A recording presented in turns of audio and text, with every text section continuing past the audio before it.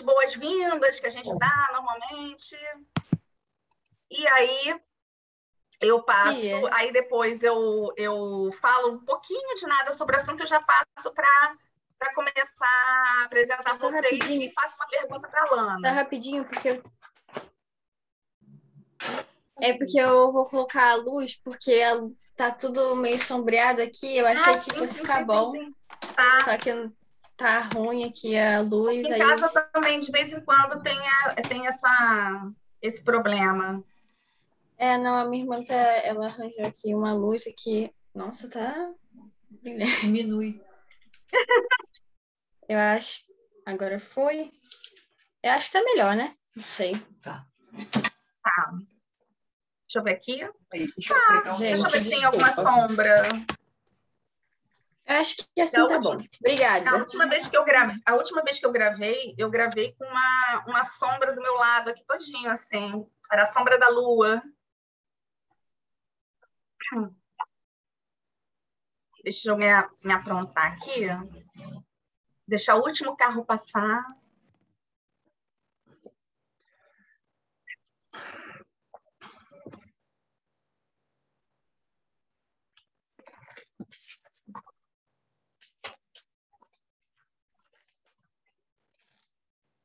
Deixa o Billy voltar, que aí eu faço. Vai abrir a porta do quarto, que o outro tem medo de entrar no quarto escuro. Tá bom. Diana, Billy, alguma dúvida aí em relação a alguma coisa? Vocês querem falar alguma coisa? Ou tá de boa? Também vocês podem interromper a gente no meio do processo, não tem problema nenhum. A gente não tem nenhum problema em falar, então podem ficar à vontade para perguntar. Então tá legal.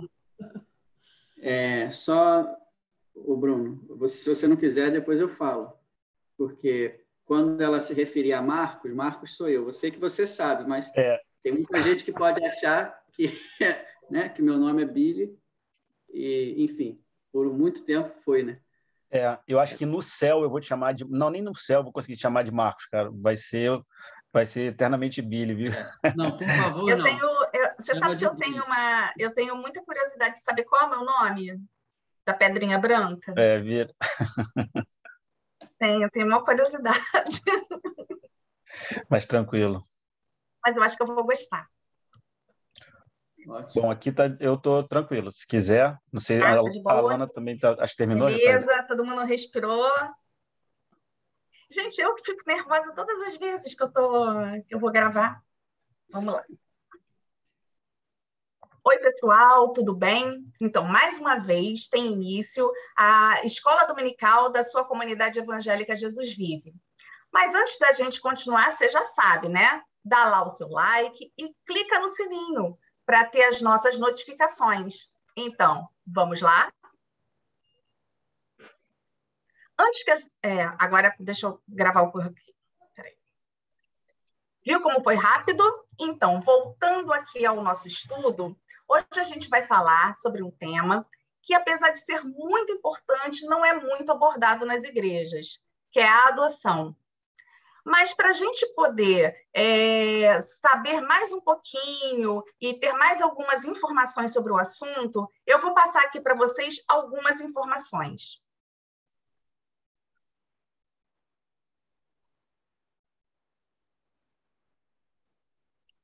Então, agora, eu gostaria de apresentar os nossos convidados de hoje.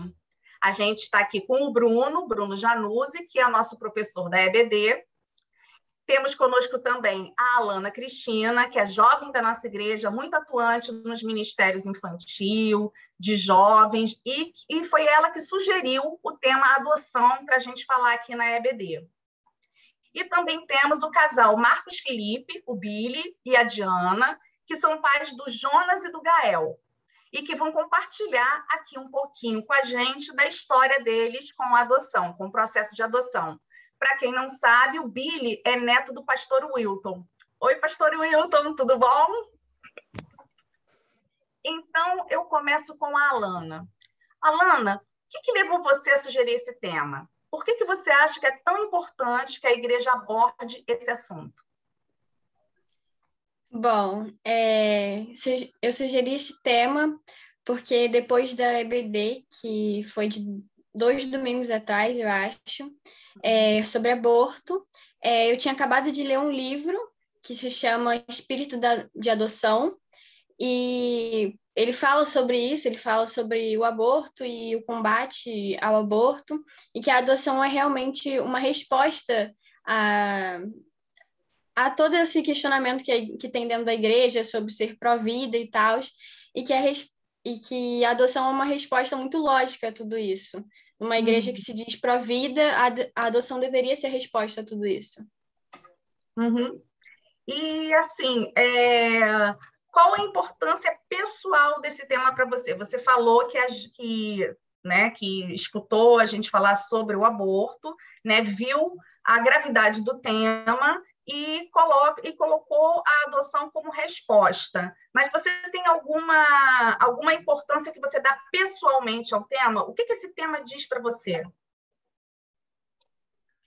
Bom, eu acho que, assim, para mim, eu acho que a maior correlação de adoção a relação que eu posso fazer de adoção com a minha vida é o próprio Jesus Cristo, que se não fosse pela adoção de José a Jesus Cristo, eu não teria recebido a salvação, eu ainda viveria sobre a lei, eu não teria graça sobre a minha vida. Então, eu acho que é uma relação que eu faço como cristã, de que José adotou Jesus, porque Jesus não era sangue de José, mas ele tomou e fez parte da viagem dele, e assim Jesus pôde cumprir a profecia de que ele seria descendente de Davi, descendente de Abraão também.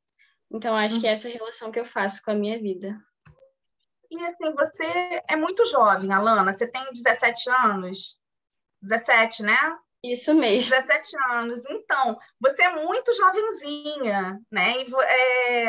E assim, como é que você, assim, como jovem, e falando para outro jovem, como é que você colocaria, né, a importância de se falar sobre adoção, do jovem achar, eu sou novinho, eu não preciso pensar nisso, eu nunca tive, eu não sou adotado, eu não conheço ninguém que foi adotado.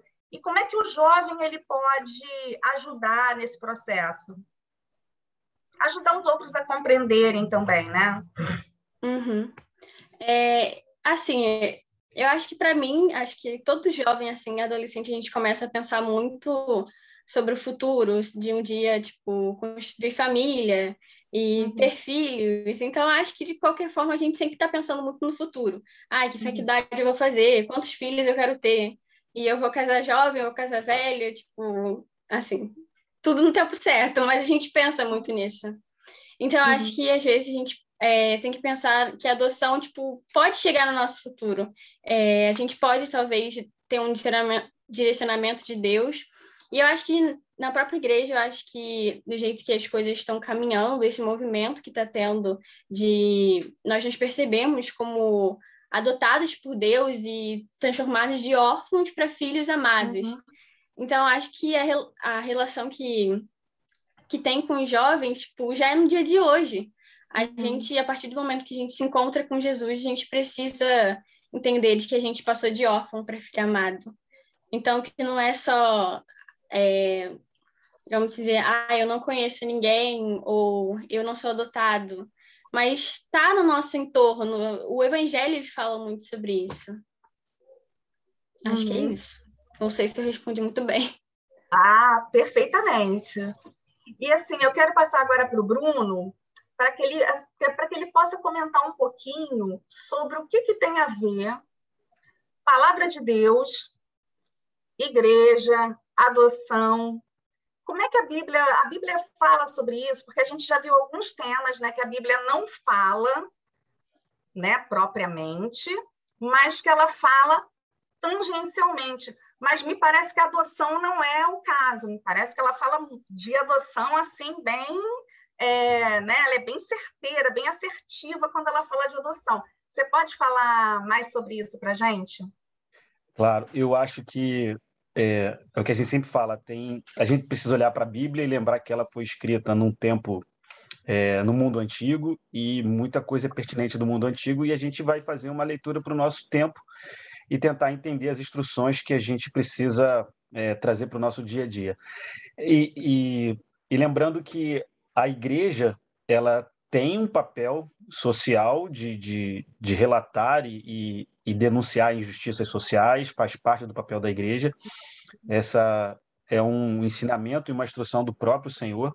A característica de profetizar e ser o profeta é aquele que denuncia as injustiças do povo, as injustiças sociais. Então, a igreja tem esse papel, sim, de confrontar todo tipo de injustiça. Esse é o primeiro ponto importante da gente pensar. E olhando para isso, a gente vai para a história, e eu achei muito interessante a Alana quando coloca que o próprio José é um ato de adoção ao reconhecer ali o ministério de Jesus Cristo, onde ele não tem parte naquilo, e é uma visão linda e perfeita de que ali também já é um processo de adoção, onde ele se responsabiliza como pai de Jesus Cristo. Eu achei muito interessante, muito bem colocado. Quando a gente vai para a palavra, eu acho legal também, a gente quando fala de adoção, eu acho que o Billy e a Diana depois vão falar um pouco sobre a experiência deles, mas no mundo antigo era muito comum jovens, adolescentes, crianças ficarem abandonados, eu digo na Roma antiga, no primeiro século lá da igreja, por conta da prisão dos pais ou a morte, e não tendo um parente para cuidar, era muito comum crianças estarem abandonadas já no tempo de Jesus, no tempo da igreja primitiva, no primeiro século. E a igreja ela foi muito criticada, porque também os discípulos acolhiam essas crianças no mundo antigo, né? E a igreja começou a fazer esse papel de receber as crianças, os adolescentes que já estavam ali sem seus pais. E foi muito criticado também, porque por conta desse acolhimento, a criança e o adolescente nesse primeiro século não tinha muita relevância, semelhante à mulher, era algo que não tinha muita importância nas camadas sociais, aí dizendo. E a igreja entra, lá no primeiro século, já começa a igreja primitiva a se preocupar com esse grupo e a cuidar e trazer para dentro da comunidade de fé, né, nas reuniões, a figura desses adolescentes, dessas crianças ali que estavam à margem da sociedade da época. E isso é um ponto importante para a gente lembrar do que a igreja fez no início do primeiro século, lá no início da igreja primitiva. E quando a gente vai para a nossa relação com Deus, ela, como você falou, já que ela é talvez o maior processo de adoção da história, é a nossa relação com Deus. E eu separei o Romanos, que é uma passagem clássica que fala sobre esse processo de adoção, Romanos 8, e a gente vai perceber que em algum momento, nós também fomos adotados por esse Deus que se apaixonou pelo homem, pela sua criação, e não permitiu com que ele se afastasse, e nos trouxe de volta para perto dele. O texto, eu quero ler, está lá em Romanos 8, versículo do 12 até o 17. Ele vai associar o espírito de adoção e também vai falar sobre os herdeiros. Então, Romanos 8, no versículo 12, diz assim: assim, pois, irmãos, somos devedores não à carne, como se constrangidos a viver segundo a carne. Porque se viver segundo a carne, caminhais para a morte, mas se pelo Espírito mortificardes os feitos do corpo, certamente vivereis. Aí entra o versículo 14, que começa a trazer uma relação de Deus com os filhos. Pois todos os que são guiados pelo Espírito de Deus são filhos de Deus, porque não recebeste o espírito de escravidão, para viverdes outra vez atemorizados, mas recebeste o espírito de adoção, baseado na qual citamos Abba Pai. O próprio Espírito testifica em nosso espírito que somos filhos de Deus. Ora, se somos filhos, somos também herdeiros, herdeiros de Deus e co-herdeiros com Cristo. E com ele sofremos para que também com ele sejamos glorificados.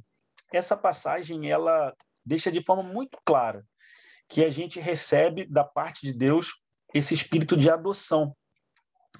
E aqui, no primeiro momento, ele vai usar a palavra filho em dois momentos. No primeiro versículo, no versículo 14, e depois no versículo 16. E no grego existem duas distinções para a palavra filho, pode ser filhos imaturos de qualquer idade ou filhos maduros que já discernem as coisas do pai. Quando a gente traduz para o português, tudo entrou como filho, mas existe a palavra uios e tecnon. Um é filho maduro, outro o versículo 14 é filho de qualquer idade, o versículo 16, filhos maduros. O que ele está dizendo com isso? Nós herdamos a bênção da adoção, esse espírito de adoção que o pai tem sobre nós, e mais do que esse processo de adoção, ele agora traz o co-herdeiro. A gente também herda em Cristo aquilo que era do pai. Então, para que a gente não se estenda muito, esse espírito de adoção, ele é permanentemente um espelho para o nosso processo de salvação. O espírito de adoção, ele é um sinônimo de salvação para as nossas vidas. Se, como a Alana falou, se hoje eu não vivo mais atemorizado, como está no versículo, acho que o 13 aqui, 14, quando ele fala, eu não tenho mais por que andar atemorizado, porque a lei também trazia temor. Temor pelo não cumprimento da lei, o julgo e uma condenação. Ele fala, agora vocês não precisam mais andar atemorizados, porque repousa sobre vocês o espírito de adoção. Não só repousa o espírito de adoção, como também agora ele te chama de filhos maduros, e filhos maduros que irão herdar o quê? Herdar as bênçãos e a autoridade do Pai. Recentemente a gente falou que a igreja herda a autoridade que Cristo ganhou na cruz. Quando ele é assunto aos céus, ele deixa a sua procuração e fala, agora a minha autoridade está sobre a igreja. Clamem em meu nome e coisas maiores vocês vão fazer. Isso é uma herança deixada para seus filhos, a igreja. E agora a gente tem uma procuração em nome do Pai, em nome de Jesus Cristo, que nos dá essa autoridade. Então, esse espírito de adoção é, de fato, a nossa própria salvação em Jesus Cristo. E eu louvo a Deus que a igreja deve, sim, incentivar a adoção. É uma realidade social. Às vezes a gente fala pouco, recentemente não, alguns anos atrás, um determinado programa de televisão começou a falar sobre, não sei se foi uma novela, alguma coisa sobre adoção, e houve um crescimento enorme na busca por adoção, entrar no processo de adoção. Então, existem pessoas que precisam, existem pessoas que desejam, mas falta informação, falta conhecimento, falta testemunho de quem passou por isso, que eu acho que é fundamental.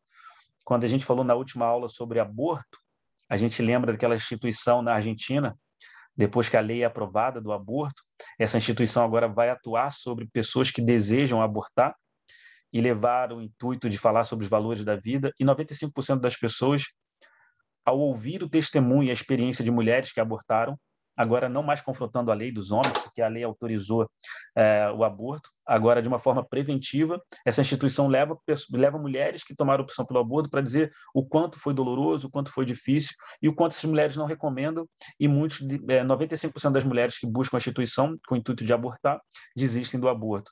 Num espelho sobre a adoção, quanto mais a gente falar sobre a experiência da adoção, o estímulo, tirar dúvidas, mostrar o lado positivo e as dificuldades, eu acho que a gente vai dar uma condição semelhante ao que Deus fez pelo homem aqui, por nós.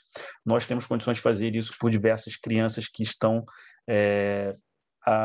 precisando de um lar e, enfim, ser acolhido. Então, acho que à luz da palavra, minha contribuição seria essa, e a gente precisa falar e incentivar isso para que a igreja se posicione também.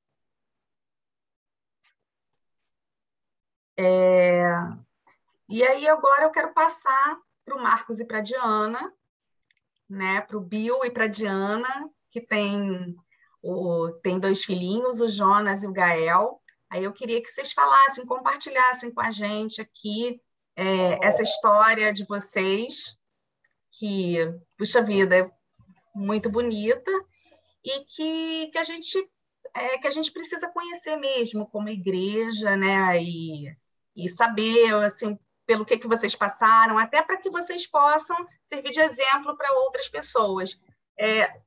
Adotar, eu tenho certeza que não é uma coisa fácil, não é, né, um mar de rosas, tem os seus desafios, mas aí eu queria que vocês ficassem bem à vontade para contar para a gente como é que foi a história de vocês. Vocês podem falar, fiquem à vontade. Bom, obrigado. Queria agradecer muito o convite para falar com vocês. Então, meu nome é Marcos, mas já viram que estão me chamando de Billy aqui, que é vamos dizer assim, meu segundo nome, né? Por muitos anos, eu acho que o primeiro, porque a maioria das pessoas do meu convívio me chamava de Billy mesmo. Mas quando a minha esposa fala Marcos, sou eu. Tá? Das antigas aí, para não ficar o pessoal não ficar confuso. Então, primeiro, eu queria agradecer pelo convite, né, para falar sobre isso. Na verdade, vai ser a primeira vez, eu acho, que a gente vai falar num contexto assim, né, falar para outras pessoas em forma de testemunho. Então, vou deixar a Diana se apresentar também, depois a gente acho que engata, né, no assunto. Obrigada pelo convite, também agradeço. Eu acho que é a segunda vez que a gente fala sobre adoção. Assim que o Gael chegou para a gente falou lá na nossa igreja, lá na Rio Vivo. Ah, sim. Mas estava tudo muito inicial, então é um sentimento bem diferente agora, né? A gente tinha acabado de chegar, a gente ainda estava naquela... O que está acontecendo, né? No olho do furacão. Mas agora já é um sentimento um pouco diferente. Uhum. Eu e Marcos, a gente é casado há quase 11 anos. A gente tem o Jonas, que foi filho biológico. Ele tem 6 anos. E só para dar que geralmente todo mundo pergunta por que você adotou? 7 anos, né? Por que vocês adotaram? O que levou vocês a adotarem? A adoção, ela sempre fez parte do nosso repertório, desde o início do casamento. E aí eu engravidei do Jonas e foi uma gravidez extremamente difícil. Nós dois quase morremos. E aí, quando a gente teve a vontade de ter o segundo filho, eu descobri que eu tenho uma trombofilia. Então, os médicos recomendaram que não tivesse uma segunda gravidez. Então, nós optamos por não ter e resgatar aquela ideia da adoção. E ficamos 2 anos ainda pensando, porque uma coisa que a gente tem que ter em mente com relação à adoção, que foi nosso primeiro pensamento, é que o sentimento de caridade, ele não é suficiente para sustentar uma adoção. A adoção, ela tem que ter como sustento, como suporte, o sentimento de quero ser pai, quero ser mãe. Porque a caridade não sustenta todos os desafios que a adoção traz. Porque é uma paternidade, uma maternidade muito difícil, muito penosa, por vezes invisibilizada, é solitário muitas vezes. Então, você fazer isso por caridade, ninguém enfrenta tudo isso só por caridade. A gente enfrenta tudo isso por querer ser pai, querer ser mãe. Então, o nosso sentimento maior foi de querer crescer a família. E aí, decidimos, depois de 2 anos pensando nisso, entrar no processo e legal mesmo, né? A gente nunca optou pela passar pela tangente, né? Como muita gente faz, que é extremamente perigoso. Nós fizemos o processo totalmente legalizado. E aí você pode continuar, para eu não monopolizar a conversa. Então, acho que a gente começou em 2017, não foi? O processo de habilitação. Só para o pessoal entender assim, como é que funciona, para você entrar na fila de adoção, é preciso se manifestar essa vontade judicialmente, né, na vara da infância e da juventude do local onde a pessoa mora. E aí você faz todo um processo de preparação, com cursos, palestras. Por mais que a adoção seja já uma atitude resolvida, né, quando o casal quer, na verdade não precisa ser um casal em termos de lei. A adoção por pessoas solteiras também é possível legalmente, e hoje em dia, inclusive com casamentos homoafetivos, também é permitido, né? Então, por mais que isso já seja resolvido, existe um processo de curso, palestra, visita domiciliar por parte das autoridades, e isso tudo é muito bom, porque nesse processo a pessoa acaba tendo contato com outros testemunhos, né? Como a gente está fazendo aqui hoje, a gente frequentou várias reuniões dos grupos de apoio à adoção. Existem vários na cidade do Rio de Janeiro. E ali vão pessoas para explicar a realidade social da adoção, qual é o impacto que a adoção tem na vida de crianças, adolescentes que estão institucionalizadas no que a gente chamava antigamente de orfanato, né? Mas hoje em dia se usa o termo abrigo, correto? Então, essas crianças abrigadas são muitas pelo Brasil todo, né? E de perfis diferentes. Tem um perfil que é predominante, mas isso varia um pouco, né, de região para região. Então, a gente foi ouvindo várias coisas, testemunhos de pessoas que adotaram bebês, que adotaram crianças com deficiências, crianças com doenças pré-existentes, que adotaram adolescentes, que adotaram irmãos, 2 ou 3, né? Ouvimos vários testemunhos e isso tudo faz parte da preparação, né? Então, isso durou, a habilitação toda durou cerca de 1 ano, talvez, né?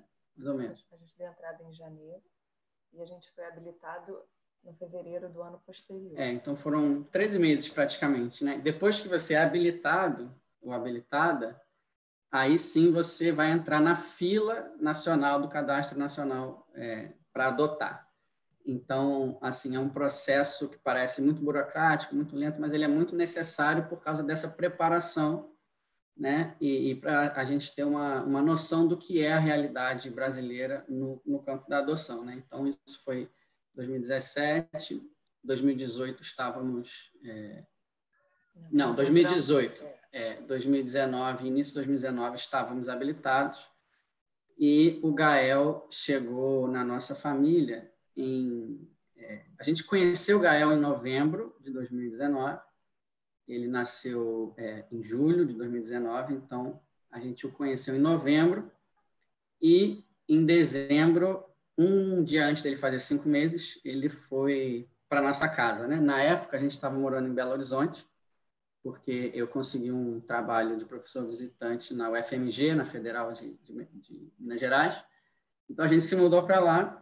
A gente estava habilitado para adotar aqui no Rio de Janeiro, porque a gente tem que fazer um perfil, né, de adoção. Se você está disposto a adotar crianças de outro estado, é possível, né, mas é um pouco mais...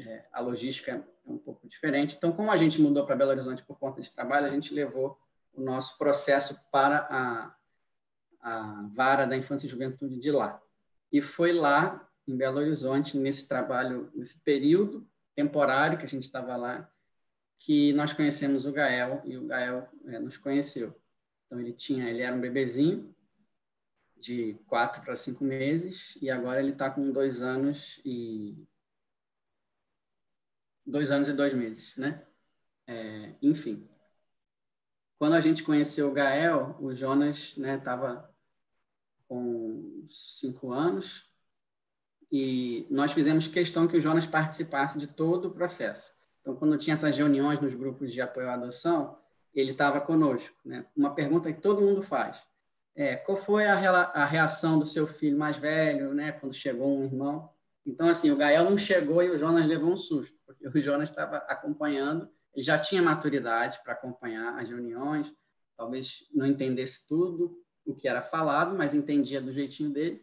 E a gente estava sempre que tinha que levar um papel, um documento lá na comarca de Madureira, que é o nosso caso, o Jonas ia junto, né? Aí ele perguntava, onde é que a gente vai? Então, a gente vai levar um papel para a gente conseguir que seu irmão ou sua irmã chegue logo, né? Então, a gente sempre foi trabalhando isso com ele e depois que a adoção, que o processo de habilitação terminou, a gente ainda ficou alguns meses na fila, né? E ele perguntava, quando que vem meu irmão, minha irmã? E uma hora ele preferia menina, outra hora ele preferia menino. E, enfim. Só uma pergunta. Vocês chegaram a fazer, assim, vocês chegaram a fazer um perfil da criança que vocês queriam? Chegaram, né? Aí, como é que é isso? É muito complicado isso, né? Mas não é um bicho de 7 cabeças, não estou querendo assustar ninguém, mas é muito delicado, porque existe sempre uma vontade legítima da pessoa querer um filho ou uma filha de tal maneira, de tal idade, cor da pele tal, com doença ou não, a lei dá o direito a todo mundo de escolher. Então, não é problema você querer um bebê, menina pequeno, né? Bebê, normalmente é pequeno, branco ou branca.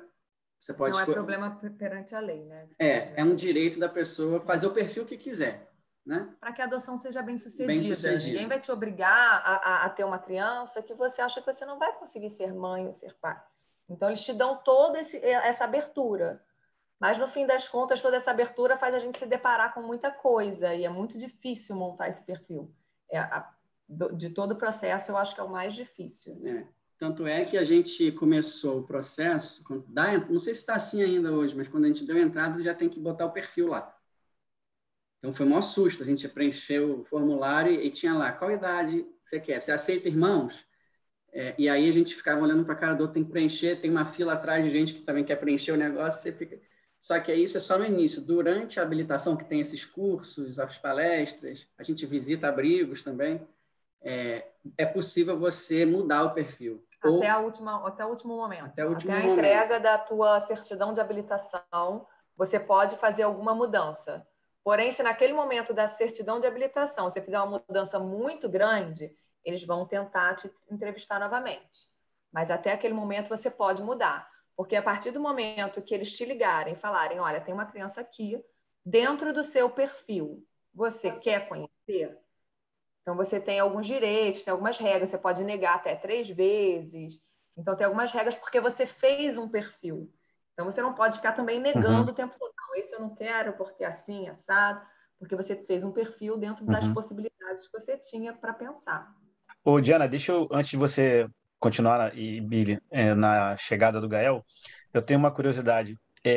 Vocês compartilharam isso, óbvio, né, com os pais, a família como um todo, né? Eu imagino que você também tem que falar com... Alguém também vai ser avô e avó por tabela, né? Vai ter a certidão também. Então acho isso muito legal, né? Alexandre, enfim, como é que foi essa etapa aí, antes de você chegar no Gael aí, que também eu já estou super curioso, mas como é que foi essa etapa aí com a família? Olha, foi bem tranquila, assim, vou falar do meu lado, aí você fala da sua família, que tem umas peculiaridades, né? Na minha família nuclear e próxima, assim, eu não tive experiência com irmão ou irmã adotiva, eu não tinha ninguém muito perto, assim, tio, avô, que adotou, né? Então, sempre foi uma coisa, na época, né? Eu ficava pensando como que eu vou abordar, como é que a gente fica curioso qual vai ser a reação, mas, assim, todo mundo foi muito receptivo, todo mundo deu muita força, e ficaram muito felizes, né? Uma coisa interessante que eu nem ia falar agora, mas acho que cabe, é que eu ouvi nesse processo, eu não sei se foi num curso que a gente fez, nessas palestras, ou sei lá, um testemunho, que os filhos biológicos também precisam ser adotados, né? Assim, pelos pais biológicos. Os pais... só que isso é muito sutil com o filho biológico, porque normalmente, né, nem sempre, tem um planejamento, aí tem a gravidez, né, o bebê vai crescendo ouvindo a voz da mãe e do pai mesmo na barriga. Então, assim, quando nasce, praticamente assim, é automático, né, essa relação, esse link, essa conexão dos pais com os filhos biológicos. Mas, de alguma maneira, os pais biológicos sempre têm que adotar também os seus próprios filhos biológicos, né? No sentido de desenvolver esse sentimento de pai e mãe. E não foi diferente com o Jonas, né? Eu só vinha perceber isso depois que eu adotei o Gael, depois que eu ouvi essas pessoas falando isso, mas da mesma forma que o Jonas, quando chegou, a família toda, os avós, os tios, né, o acolheram como membro da família, a mesma coisa aconteceu com o Gael, né? E o Gael... Adotar tem sempre as suas surpresas, né?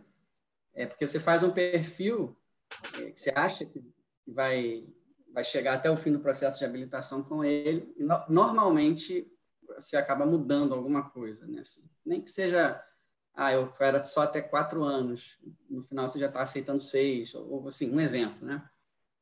Ou até mudanças mais drásticas, como eu só quero 1 e no final, não, eu aceito irmãos. Né? Você pode fazer esse tipo de opção. Mas em relação à família, respondendo ao Bruno, foi muito, muito tranquilo, todo mundo ficou muito feliz. Uma coisa que aconteceu, a Diana falou desse problema que ela descobriu, né, de saúde, eu optei por fazer a vasectomia, então todo mundo sabia que a gente não teria mais um filho ou filha biológico, né? Então, quando quando a gente decidiu adotar, foi bastante natural essa escolha, né? Porque a gente queria aumentar a família e essa era a possibilidade que a gente tinha. Não foi uma coisa assim, poxa, que pena, né? Então vamos substituir o biológico pelo adotivo. Não é essa a ideia, né? Mas conosco foi a oportunidade e a chance que a gente tinha, né? Por conta desse problema que a gente narrou aqui de saúde, né?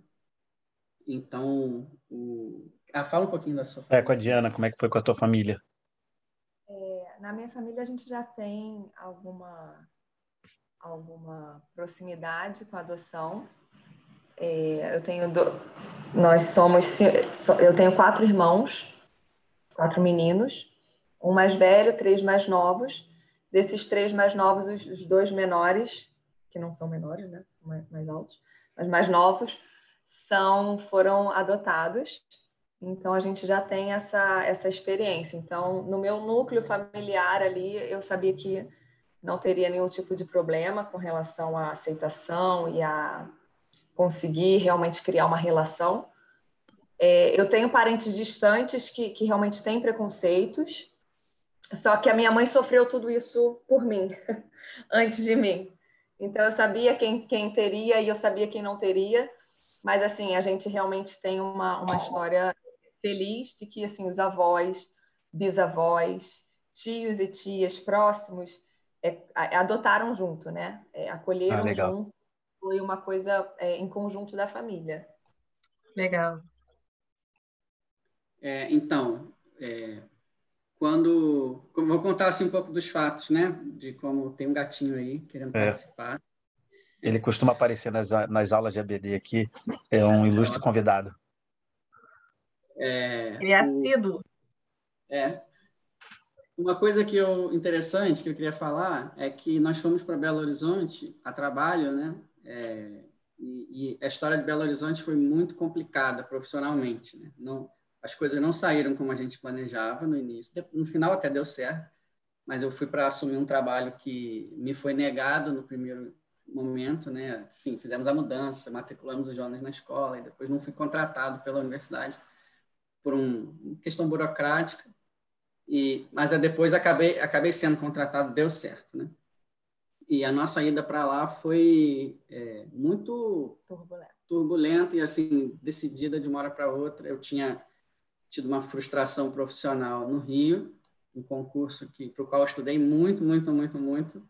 Estava confiante, né, de que ia pegar um emprego aqui, acabou que não rolou.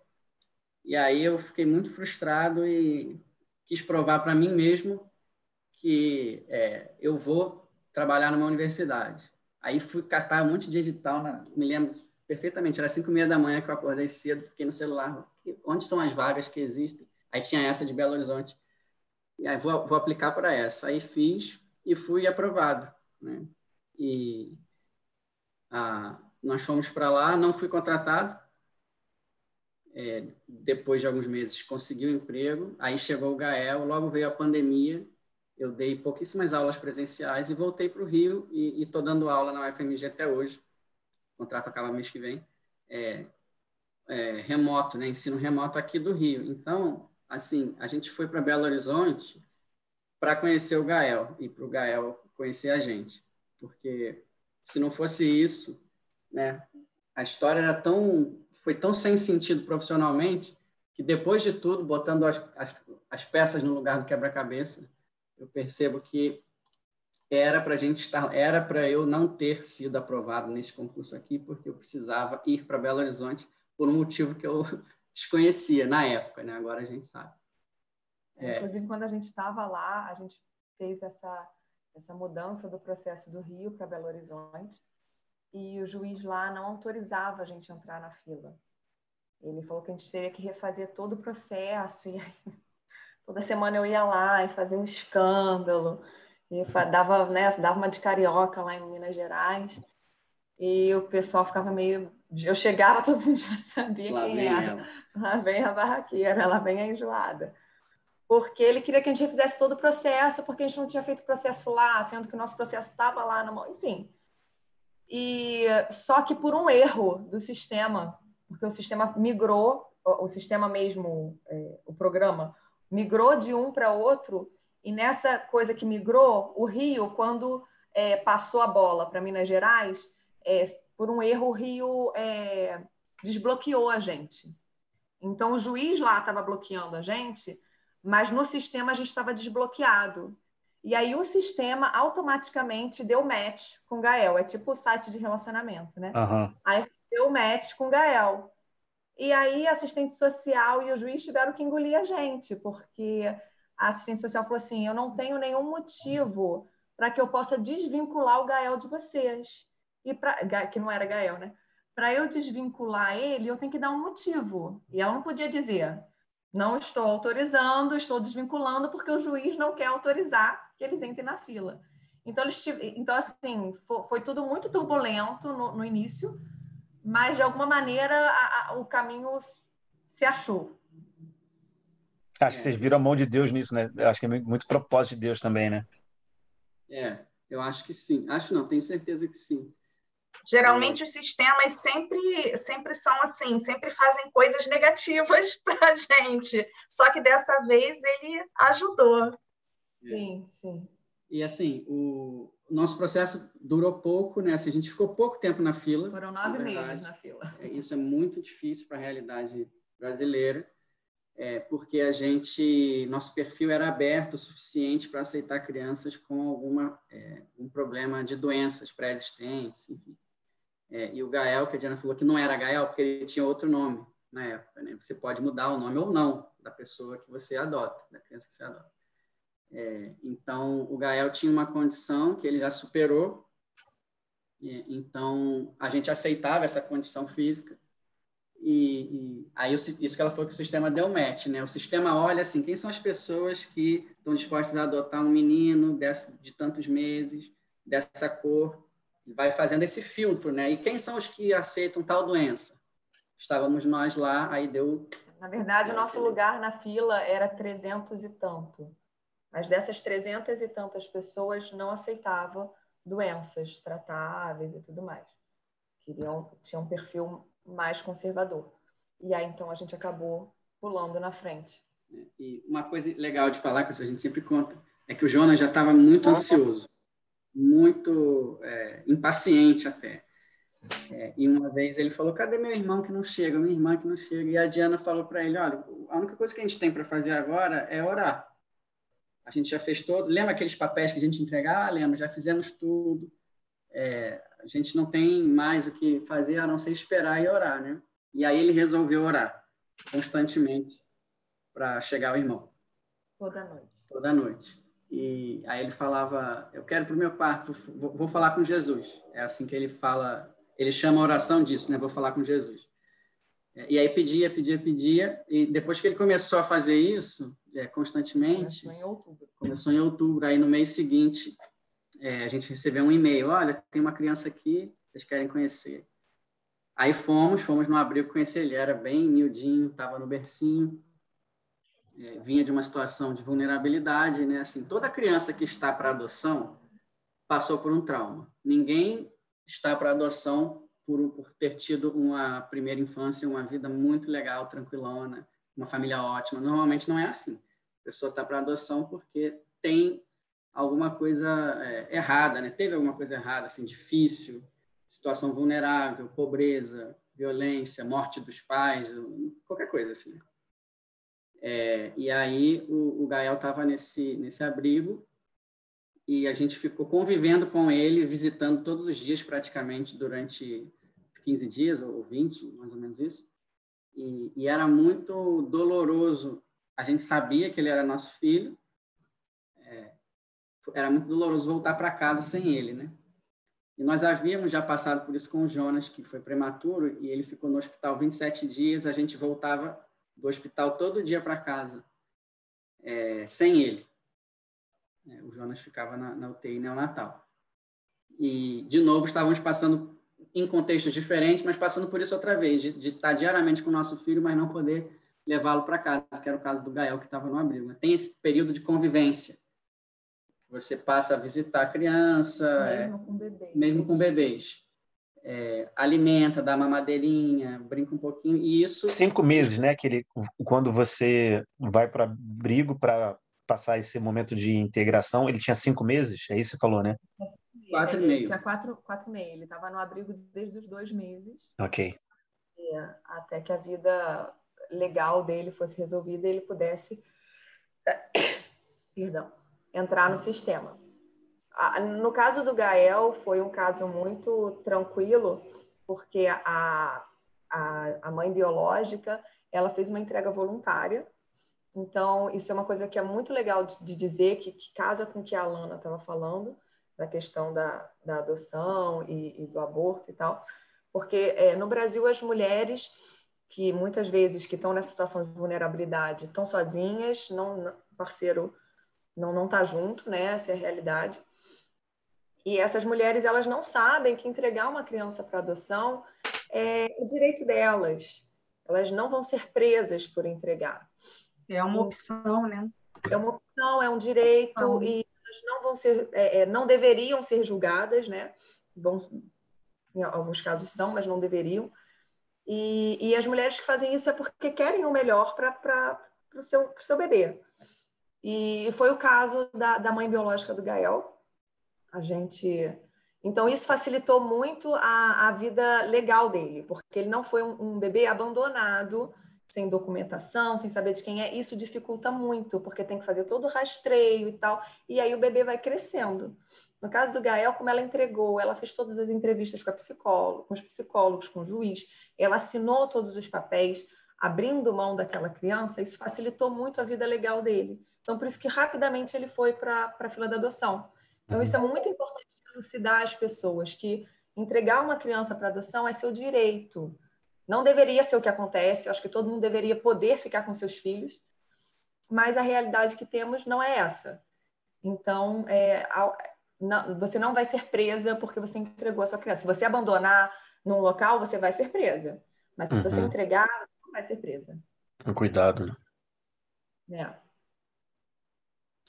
E aí, quando o Gael foi, o Jonas ficou muito feliz, né? Então, eu sempre gosto de falar isso, porque todo mundo pergunta, como é que foi a convivência? Primeiro, como eu contei, o Jonas já estava esperando há muito tempo, muito ansioso, mais do que a gente, eu acho.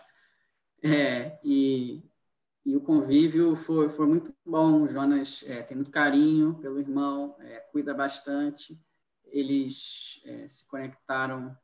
Leva um tempinho, né? E aí isso ainda está acontecendo, inclusive, conosco. De essa conexão, o link, né, entre os membros da família.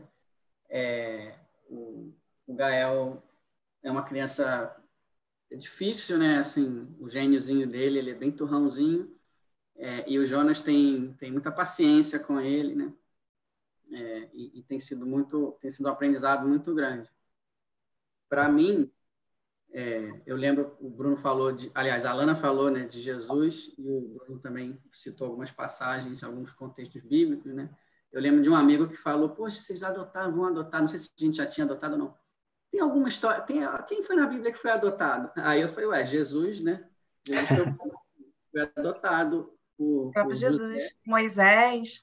E também Moisés. Então, a gente tende a achar, porque a narrativa foi feita de uma maneira, né? Mas se a gente parar para pensar que a mãe biológica, né, a mãe de Moisés, quando ela toma aquela atitude, com certeza não foi fácil. Ela foi um trauma, inclusive para ela e para o bebê, para a criança, tenho certeza. Eu acho que Maria também teve que adotar Jesus, porque quando ela queria se casar com José, com certeza ela achava que ela ia ter uma prole, como todos os outros casais, né? Por mais que estivesse dentro da barriga dela, era uma história, né, totalmente fora da curva, né, assim, excepcional. Com certeza ela também teve que entender o que estava acontecendo com ela. Eu gosto muito de imaginar coisas que não estão assim narradas necessariamente, literalmente na Bíblia, mas são coisas naturais que a gente pensa que aconteceu, né? Que essas histórias bíblicas, elas com certeza envolveram traumas, sim, coisas que as pessoas precisavam elaborar na cabeça, né? José com certeza teve que fazer isso. Jesus crescendo, com certeza também pensou sobre isso na figura de José, como pai mesmo, né? Então, voltando no que a Diana falou, acho muito importante essa questão. Adotar pode ser encarado como um ministério, sim, porque ser pai e ser mãe é um ministério, né, familiar, biológico, pais biológicos, mães biológicas ou não, né? Então, é um ato de amor? Adoção é. Por quê? Porque ser pai é um ato de amor, ser mãe também. Então, existem várias formas de você demonstrar amor ao próximo, tendo como objeto desse amor uma criança que está destituída do seu lar, né? Legalmente, a adoção é uma delas, né? Mas a adoção é a única que você precisa ter esse a mais de querer ser pai e mãe, de querer que sua família aumente, sem distinção entre o filho biológico e o filho adotado. É filho ou filha e ponto. Não tem esse adjetivo que a gente coloca quando a gente está explicando didaticamente, mas no coração é filho e ponto. Não tem filho adotado e filho biológico. E aí, por exemplo, você pode ser um padrinho ou uma madrinha de uma criança institucionalizada. Inclusive, existem casos que você pode tirar a criança para passar um fim de semana, levar ao teatro, levar à praia, né? Você pode ser uma família acolhedora, que é mais ou menos o que nos Estados Unidos chamam de foster home. Você traz a criança para sua família, você não vai adotar, mas você cuida até que ela seja adotada por outra pessoa, outro casal, enfim, outro contexto. Então, é muito legal a gente estar informado do que a lei garante como direito das famílias e das crianças também, né, dos adolescentes. Porque existem várias formas de você demonstrar amor ao próximo em relação a essas crianças, né? E não necessariamente precisa ser a adoção se você não tem condição de ter um filho adotado. Mas eu queria falar isso porque, de repente, a pessoa não quer, nunca planejou, é um direito também não querer, né, ser pai por adoção ou mãe, mas existem formas de você acolher essas crianças que estão nessa situação, como família acolhedora, é um programa, né, acho que é gerido pela prefeitura, no caso do Rio de Janeiro, ou ser um padrinho, uma madrinha, etc. Então, mas a gente tinha optado por aumentar a nossa família mesmo, então a gente foi no caminho da adoção, e o Gael está aí com 2 anos e 2 meses, né? Já está com a certidão de nascimento dele nova, o meu nome, o nome da Diana, o nome dos avós, o novo nome dele, direitinho, né? Então, foi um início, né? Assim, terminou o início da nova era dele. Assim, quando a gente tem não precisa mais ficar andando por aí com a guarda da criança, né? Porque não tem o nosso nome para provar que é nosso filho, tem que ficar andando com a guarda. Agora, sim, tem a certidão, está resolvido, não tem nenhum problema mais, né? Nesse sentido. Nem medo, né? Billy, Billy, Diana, eu estou imaginando aqui a quantidade de perguntas que o pessoal gostaria de estar fazendo e estou... Eu não vou dizer que são só curiosidades minhas, não, tá? A gente tenta representar um pessoal que está curioso também. Eu acho que muita gente, depois desse testemunho e desse conteúdo todo, vai ter curiosidade de querer perguntar, falar, e a gente, óbvio, vai fazer essa ponte com vocês. E eu tenho uma curiosidade, eu sei que se deixar aqui, essa aula vai durar 4, 5 horas, tem muita coisa. Mas eu tenho uma outra curiosidade. Se lá na frente, eu acho que vocês já devem ter escutado e muita gente perguntado sobre isso. Se por acaso o Gael tiver curiosidade de conhecer a sua mãe biológica, ela estiver viva, ou como é que vocês... O que vocês estão programando ou nunca pensaram sobre isso? Acho que Diana tem experiência de sobra aí, porque tem irmãos adotados, né? Como você falou. como é que tá os planos em relação a isso? Como é que é o ensinamento? O que essas instituições que trazem conhecimento e ajudaram vocês a tomar a decisão? Como é que é isso para vocês também? Quais são os planos em relação a isso? Se tiver curiosidade de saber quem é ou visitar, como é que seria isso para vocês e como vocês estão se programando para isso? Então, a gente não tem nenhum intuito de esconder a história dele. Ele, desde já, a gente fala sobre isso com ele, por mais pequenininho que ele seja. A gente usa o termo adotou, a gente vê desenho, em desenho aparecem muitas situações de adoção, a gente fala, ia lá, igual o Gael, ele foi adotado, a gente usa o termo para que não seja criado nenhum tabu. Então, a gente quer que seja uma coisa bem natural para ele, que ele se aproprie da história dele, até para que ele entenda, né? Porque por mais que ele era bebezinho, mas a criança sabe que, né, tem um radar interno ali e ele sabe que tem alguma coisa diferente. Então, a gente não quer nunca criar um tabu e um segredo com relação a isso. Se quiséssemos também, já não daria agora, né? Está gravado. Está gravado. Não é a nossa intenção. Com relação à procura da família biológica, é um direito dele. A orientação, o que a gente recebe lá é isso. A criança ela tem direito de procurar essa família a partir dos 18 anos. Então, a documentação dele, da família biológica, da entrega e tudo mais, a gente não teve acesso, porque essa documentação é dele. Quando ele fizer 18 anos, se ele quiser procurar, ele tem todo o direito de ir no local e ter total acesso a isso, inclusive endereço, nome e tudo mais. Nome a gente tem, né? Mas endereços e todos os pormenores da família biológica. A nossa intenção, a minha pelo menos, se ele quiser que ele tenha, eu quero que a gente tenha uma relação durante esses 18 anos, agora 16, que ele possa se sentir acolhido a ponto de falar assim, mãe, eu quero saber das minhas origens e eu poder apoiá-lo. Eu não quero nunca que a gente tenha uma relação em que ele se sinta que ele não pode falar isso, que talvez meus pais deixem de me amar porque que eu quero procurar a minha origem. Legal. Eu quero que a gente tenha uma relação que ele possa se sentir dono da sua história e que ele possa... Isso é o que eu quero, né? Daqui a 16 anos a gente pode gravar novamente, eu te digo se tudo certo. Mas a intenção no coração é essa. Legal. Não, é a nossa, é a minha também, só para registrar que também é a minha intenção. Mas não é não é um ponto fácil de pensar, nem de responder. Uhum. A gente não quer parecer assim, sabe aquela família idealizada, nada certo. Nossa, eles são um show. A gente é show também, né? Mas não é fácil de pensar. Se você realmente parar para racionalizar, assim, qual será o sentimento que eu vou ter se ele chegar para mim e falar, eu quero lá em Belo Horizonte, né? Conhecer meu pai biológico, minha mãe biológica. Com certeza não vai ser, show, vamos lá. Vai ter uma coisa assim, né? Sempre dá uma pontinha assim, poxa, o que será que vai acontecer, né? Mas é o que a Diana falou. Se for um tabu, tabus são quebrados, né? Sempre são quebrados com muita dor, normalmente. E aí, para que isso não aconteça, acho que é muito mais fácil tratar isso com naturalidade que a situação merece, né? Então, essa é uma pergunta que sempre aparece nas preparações para adoção. Uhum.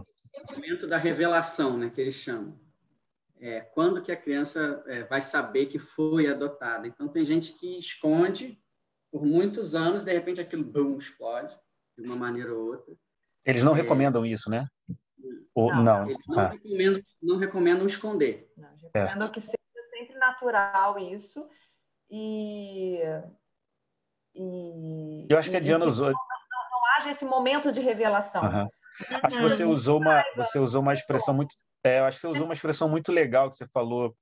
É um direito ele conhecer a história dele, né? Eu achei muito bonito É legítimo, as origens, é um direito dele, você não pode abrir mão, você não pode negar esse direito a ele, você pode sim, se ele não quiser, ótimo, né? Ou melhor, enfim, mas eu acho que essa expressão que você usou é perfeita, é o direito dele conhecer a história dele, né? Eu acho muito legal isso. Uma pergunta que também sempre fazem é como está agora? Como é que... Era a próxima. Era a minha próxima. E aí? O Gael, ele seguiu todos os ritos que a gente ouve nessas reuniões. A gente teve o período de lua de mel, que ele era um bebê gostoso, que dormia, e que nhanhanhé, e de repente molharam o gremlin, e ele não dormia, ele não comia, ele só chorava, ele era irritado, e a gente foi ficando completamente maluco em Belo Horizonte, em pandemia, e ninguém para ajudar. Aí a gente pediu arrego e veio para a casa dos avós para ter ajuda. Muito bom. E aí a gente teve a ajuda do Raquel Alexandre, dos meus pais, e aí a gente levou ele ao médico, a gente descobriu que ele tinha uma intolerância à lactose, mas que também não era só isso, né? Ele tá com tudo tratado, a saúde dele tá perfeita, mas é uma coisa dele. Ele é uma criança inquieta, ele é uma criança que tem dificuldade para dormir, ele teve que fazer tratamento, ele tem medo, ele tinha um quadro de hipervigilância, então você podia entrar no quarto pé ante pé, que ele acordava desesperado, chorando. Então, mesmo muito pequenininho, a criança já vem com esses traumas. A gente não sabe o que as crianças passaram. Caramba, incrível. Ele já veio com traumas, então ele já tinha medo. Ele era contido, ele tinha tenso, né? Ele era tenso, a gente não conseguia puxar ele. Quando a gente pegava ele no colo, ele se puxava para trás. Então, ele já demonstrava fisicamente que ele tinha traumas. E isso se reflete até hoje, vai fazer parte da vida dele. Ele vai ter que aprender a lidar com isso e a gente também. Então, esse processo de conhecer quem ele é e ajudá-lo, criar conexão, ele é uma coisa muito longa. Por mais que você tenha consciente que é meu filho e tal, mas você conseguir estar confortável naquela situação é muito longo. Até vou contar uma coisa que Marcos nem sabe. Hoje eu estava no sofá. Hoje eu estava no sofá, Gael já está com a gente há quase 2 anos, né? Eu estava no sofá, assim, um pouco de costas para ele, né? Recostada, mexendo no celular, e ele estava do meu lado. E ele é uma criança que não fica agarrado, né? Enquanto o Jonas era todo meloso, de querer estar no colo, que tu já até dava uma afastada. Ele não, ele quer o espaço dele, ele é independente, ele quer comer sozinho, ele quer fazer tudo sozinho. E aí ele estava vendo o desenho e aí ele fez assim, nas minhas costas. E aí eu fiquei imóvel. Depois de quase 2 anos, foi a primeira vez que isso aconteceu de uma forma tão natural. Tipo, né, estou encostando a minha mãe. Então, é um processo muito longo, mesmo quando você tem bebezinho, ele tem toda uma dificuldade de se entregar para essa relação. Então, a responsabilidade é totalmente dos adultos para ajudar essa criança a se entregar. E é muito difícil, porque é muito frustrante. E lidar com frustração é muito complicado para o bebê e para a gente. É muito difícil. Olha, gente... Pode falar, Ana. Que eu acho muito interessante, porque assim, eu fiz leituras não só para hoje, assim, mas li outras coisas antimatérias e tal, de perfis psicológicos, e eu tô achando muito interessante, porque eu acho que nas matérias, quando eles demonstram meio que essas fases, tipo, de aproximação, a lua de mel, onde tudo é perfeito, e, tipo, todas essas fases, eles falam muito de crianças mais velhas, tipo, como se fosse um problema de crianças mais velhas. Mas aí você tá falando agora, tipo, que ele chegou com 5 meses e que mesmo assim aconteceu todas essas fases direitinhas, e aí, tipo, eu acho que me faz pensar de como até bebê a gente ainda carrega alguma coisa com a gente, de coisa que aconteceu. E às vezes eu acho até que talvez no processo de adoção os pais possam querer bebês, porque talvez não carreguem tanto, mas que carrega do mesmo jeito. Fake news, não é verdade. Carrega e é difícil, é muito difícil. E não, eu queria Na real, era um versículo que eu queria... Eu corto tudo depois, eu corto essas coisas aí depois. Eu queria compartilhar um versículo também, que eu estava com ele na cabeça, só que eu não sabia, assim, se ia encaixar, então eu nem coloquei, assim, quando a tia Jaque levantou as perguntas do que eu precisava falar.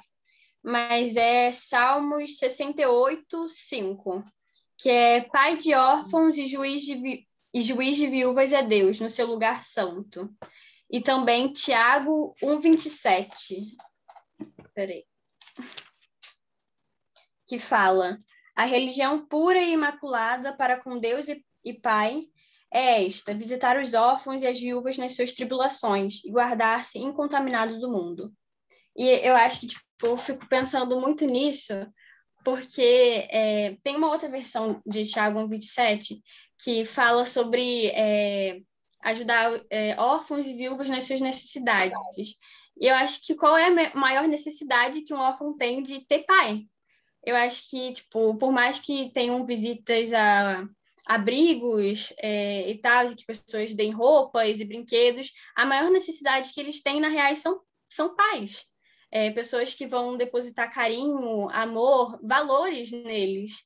E eu acho que, não sei, eu só quis trazer um pouco de foco nesses versículos, que eu gosto bastante deles. Uhum.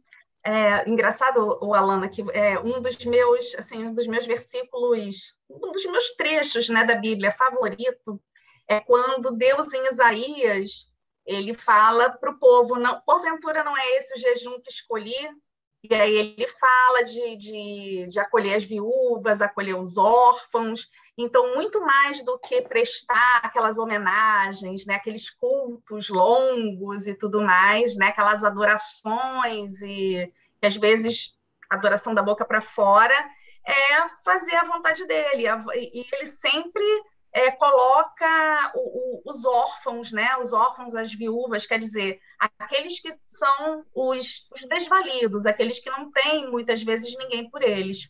E eu quero aqui finalizar agradecendo muito ao Marcos, o Billy, a Diana, que Deus possa abençoar muito a vida de vocês. Muito obrigada pela honestidade que vocês fizeram um relato de vocês. Eu acho que é maravilhoso essa sinceridade, né? Não escondendo os pontos positivos e os pontos negativos, às vezes, que as pessoas falam, assim, não escondendo os desafios também, que é adotar. Quero agradecer muito a Alana. Obrigada, Alana, por você ter assim, colocado para a gente, né, esse tema. Esse tema é muito importante mesmo. Quero agradecer ao Bruno, né, e dizer que continuamos aqui e quero que a igreja fique com o Senhor, que todos estejam abençoados. Um bom domingo para todos. E também lembrando que qualquer pergunta, sugestão, informação, vocês podem utilizar o ebdpergunta@gmail.com e passar para a gente aquilo que vocês tiverem de dúvidas, de sugestões, de informações, sugestão de leitura, tudo isso é muito bem-vindo. Então, até mais, fiquem com Deus. Vou parar a gravação aqui. Billy, Diana, muito obrigado, viu? Gente, puxa vida, muito obrigada mesmo, foi muito legal. Foi muito bom escutar o testemunho de vocês. Puxa, foi muito legal mesmo.